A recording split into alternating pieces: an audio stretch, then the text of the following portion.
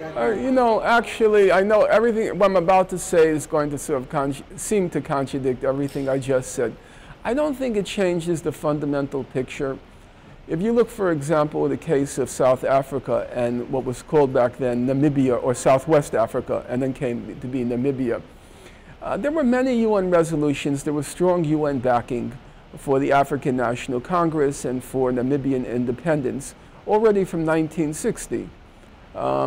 Already by 1971, when the International Court of Justice declared the South African occupation of Namibia illegal, there was already a huge UN force behind the end of the occupation of Namibia and also the ending of apartheid. It came very soon that the UN really mobilized against that.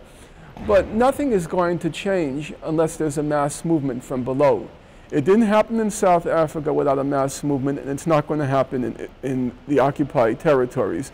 These are useful things to happen, you know, at the state level. It means you're now getting the support of states for Palestinian independence, and yes, that's important. But it's not going to budge the Americans and the Israelis. No, you still have to have that mass movement, and that's where I think you have a problem.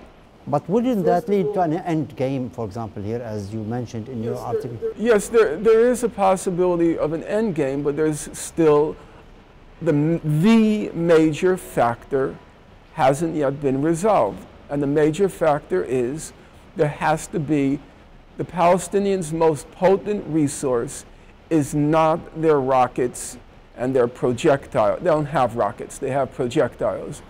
It's not those projectiles. And with all due respect to Mr. Nasrallah and the Hezbollah, I think he's giving very bad advice to the Palestinians when he's saying that it's armed resistance that's going to achieve a victory.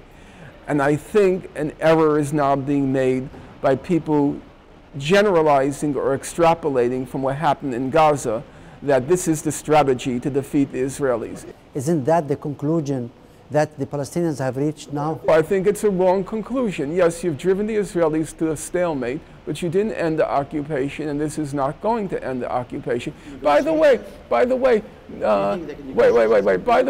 armed struggle didn't end the occupation in South Africa either.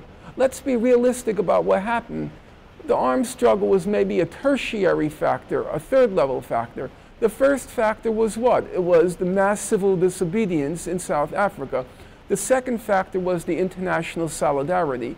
The third factor then came, you could say armed struggle played some role. It was mostly, in the case of South Africa, it was mostly symbolic. And it's the same thing in the occupied Palestinian territories. You want to tell me that it doesn't, it plays some role? Yeah, I'm not going to be, you know, polemical about it.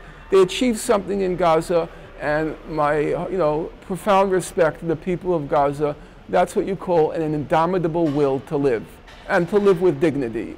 But is it going to end the occupation? No.